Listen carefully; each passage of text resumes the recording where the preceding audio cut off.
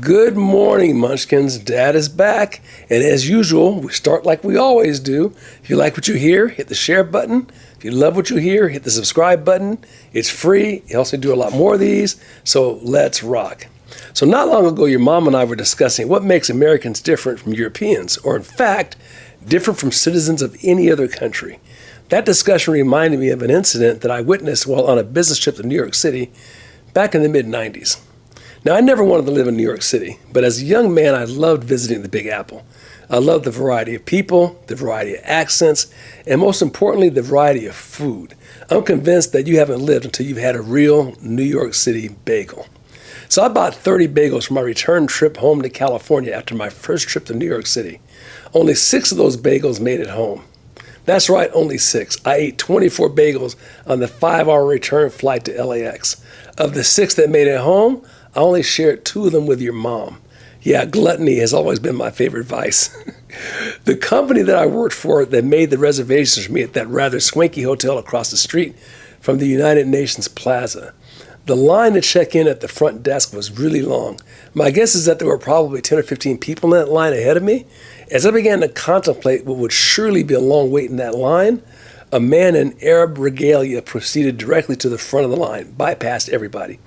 Now, I'm sure he was a dignitary or member of a royal family who were there to attend a meeting at the United Nations Plaza, and as such, he assumed that he would receive special treatment.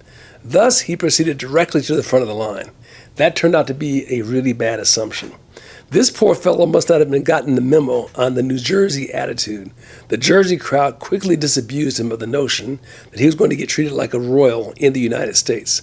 A veritable chorus of New Jersey accented voices rose in unison to inform him in Jersey street vernacular of the location of the back of the line. Several members of the Jersey squad, I'll call them, proceeded to remind him that he was in the United States of America now, and we don't have royalty in the United States of America. Several murmured in a faux whisper that Riyadh is 5,000 miles away. I couldn't help thinking to myself from the back of my mind, Toto, we ain't Kansas anymore. As he took the walk of shame to the back of the line, I laughed under my breath at the willingness of the Jersey crowd to speak their minds.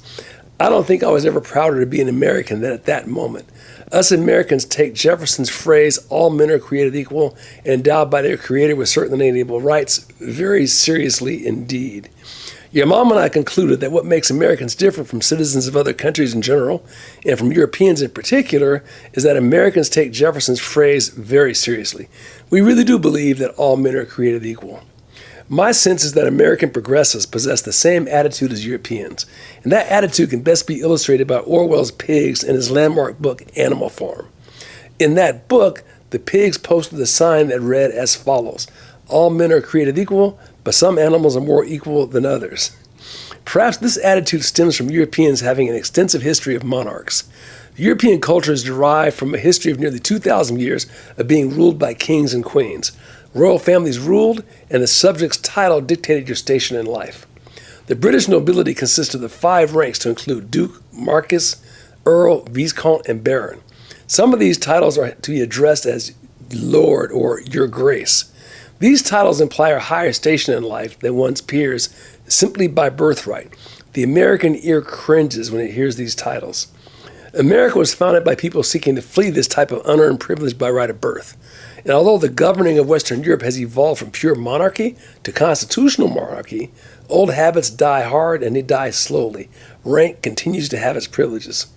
The American progressive abides by the same informal social caste system. But rather than the titles of the nobility from old Europe, the American progressive uses the credentials offered up by the university system to accomplish the same thing.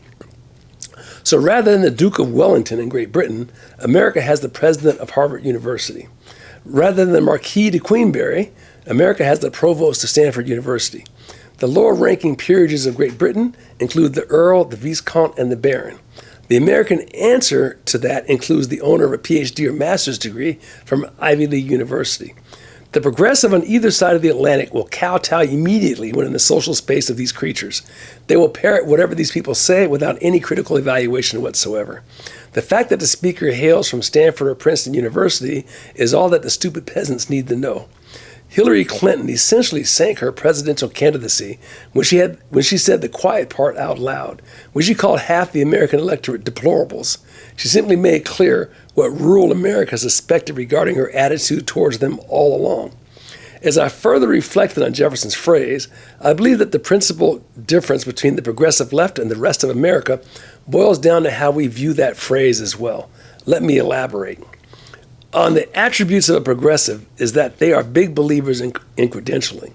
They instinctively kowtow to people whom they deem to possess university degrees or job titles of distinction. When speaking about their children, they will quickly inform you that their child attended insert your brand name university here, and they earned a insert your prestigious sounding degree there from said university. Progressives seem to instinctively gravitate towards listening only to degreed crowd. They will lend credence to the head of a Department of Agriculture over the farmer who's had 3 generations of experience tending the land. The farmer has no degrees, but he has multi-generational experience producing food.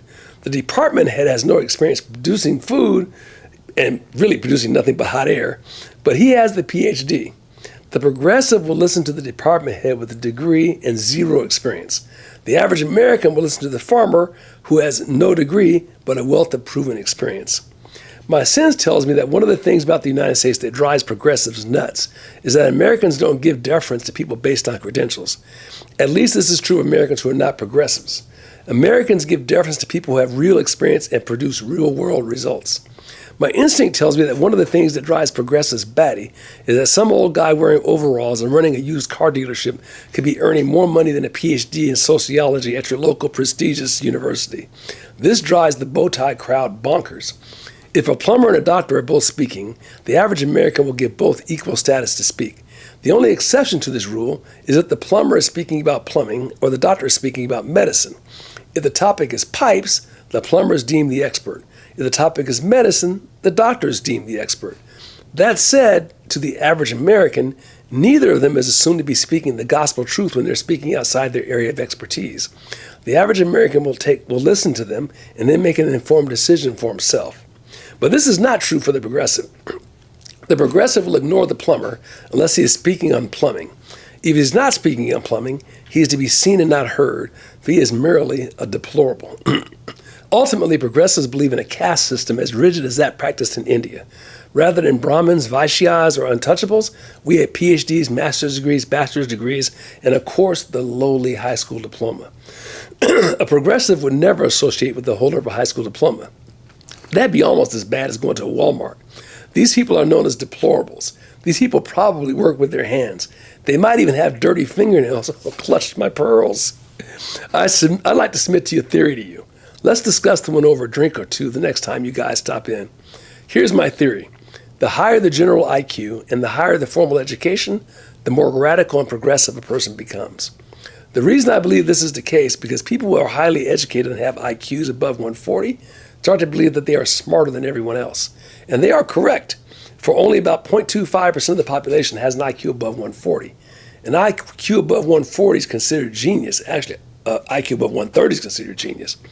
By the way, the average IQ of a college grad is about 115. This places a college graduate in the top 25% of the population in terms of IQ. The problem begins when they start to believe that since they are smarter than everyone else, that they should be granted the ability to tell everyone else how to live. This is where the hubris and pride come into play. Since they live in a constitutional republic where all men are created equal, they are unable to exercise their desire to enslave and rule over their fellow man. It galls them that citizens who have a lower IQ than them are able, by dint of their own effort, to earn more than them. It galls them that the plumber, the HVAC professional, the electrician, the welder, the truck driver, or the construction worker can earn more money than them, and in fact that many of them start their own very successful businesses.